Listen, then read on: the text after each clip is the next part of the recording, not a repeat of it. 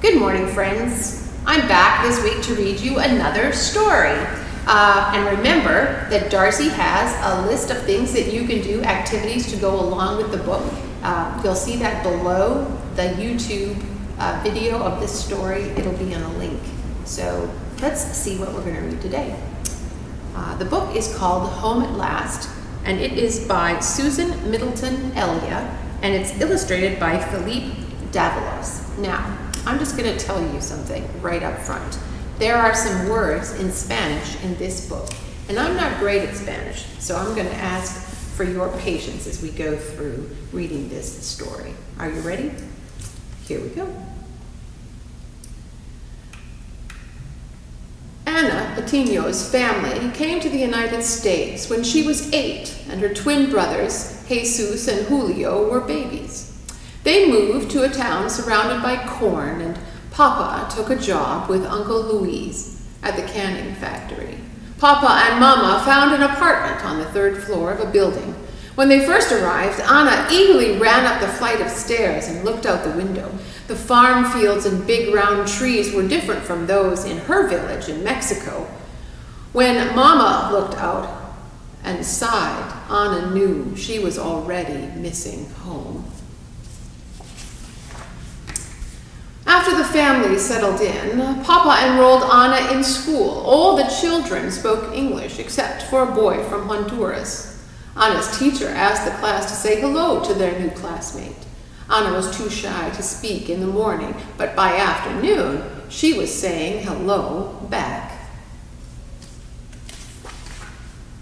That night, Papa asked, "Te gusta la escuela? Do you like school?" "Sí," said Ana, "me gusta." Yes, I like it. Her parents smiled. Mama made supper while Papa told them about his new job. Papa had to start with sweeping and cleanup work, unlike Uncle Luis, who had been at the factory longer and could run a machine. The next day, Ana learned to say her name in English. Everyone in the class practiced with her. By the end of the day, she had said, "My name is Ana Patiño," a dozen times. "Te gusta la maestra?" Papa asked her that evening. "Do you like your teacher?" "Sí, me gusta," said Ana. "Se llama Señorita Silvers." Her name is Miss Silvers. Ana played with the babies while Mama boiled rice and beans. She knew Mama missed all the relatives coming and going, eager to help with the twins. Ana and Papa practiced their English together each night at supper. Mama wanted to understand. "Que dijeron?" she asked. "What did you say?" "You could learn English too," Ana suggested. "Inglés," Mama said. "Impossible." As the days passed, Mama pointed out how nothing was the same as back home. At the grocery store, things were in odd-looking packages with strange words. None of the clerks spoke Spanish. Ana helped her mother pay at the register. One day, the clerk forgot that there was a special sale on chicken and overcharged them. Mama tried to argue about the price, but she could only say the words in Spanish. "Speak English, lady," the clerk snapped. Ana tried to help explain, but the clerk was too busy. He shooed her away like he would a bird in the park. Mama needed the chicken and had to pay the higher price. They went to a different market the next time, but with having to carry Julio, Jesus, and the groceries on the bus, it was too hard. They ended up back at the store near the apartment. Mama's smile would disappear every time she went in the doorway. One day, Miss Silvers gave Ana a note to take home. It was written in English in fancy handwriting. Ana couldn't read the cursive style, and Mama couldn't read the English.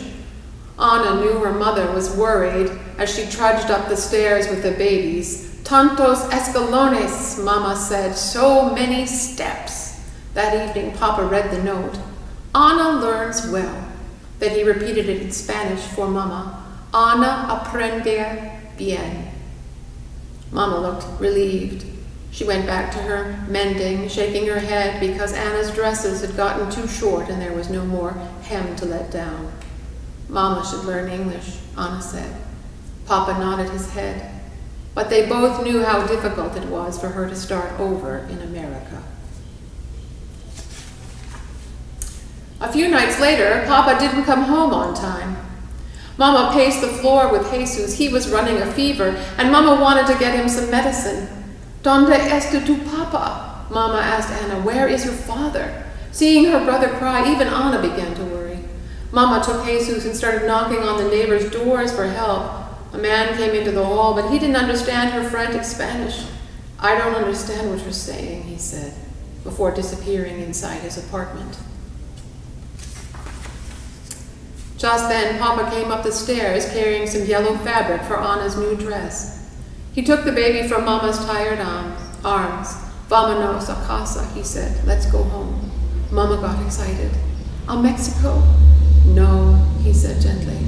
"Al apartamento," to the apartment. Papa went for medicine, and Anna helped give Jesus a sponge bath to bring down his fever. Mama's hands were steady now that she had Papa to help her. "Ahora aprenderás inglés?" Anna asked. "Will you learn English now?" Mama slowly nodded her head.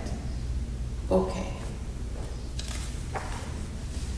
Papa found an evening English class in the next town. He borrowed Uncle Luis's car, and they all rode there together. Mama chose a seat in the back of the classroom. With its high ceiling and green walls, the room was nothing like Anna's friendly-looking school. The bare windows looked like a row of open mouths in the growing darkness. Papa and Anna waved goodbye and took the babies home. They made supper as best they could. The whole time, Anna wondered how Mama was doing. Was anyone saying hello to her? Was the teacher friendly? They returned at the end of class with some overcooked pork wrapped in a tortilla. Mama ate it politely while they waited. "Te gusta el maestro?" Anna asked. "Do you like your teacher?" "Sí, me gusto," Mama answered. Mama learned something new at every class: how to count, how to answer the phone, how to shop at the store. 4 weeks later, Anna helped Mama prepare for the first test, an oral exam.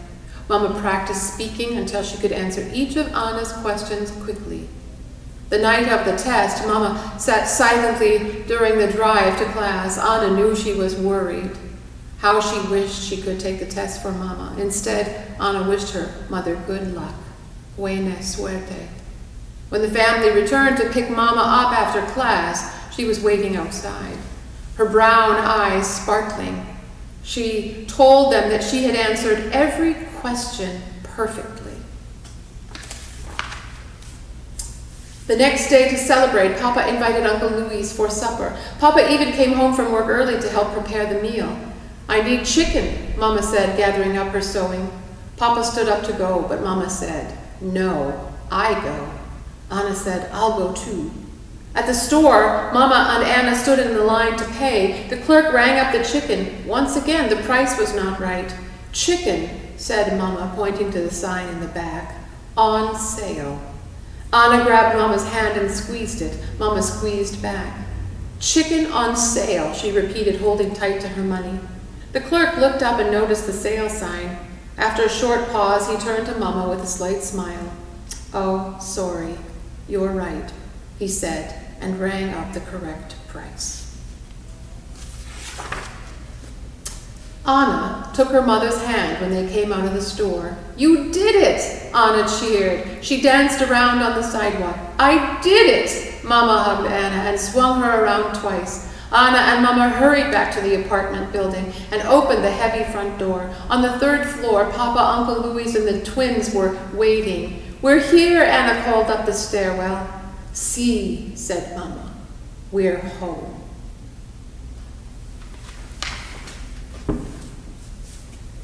Well, I hope you enjoyed the story this morning. Remember that Darcy has a list of activities that you can do that go along with this story. Have a great week, and I hope we'll see you here again next week. Bye.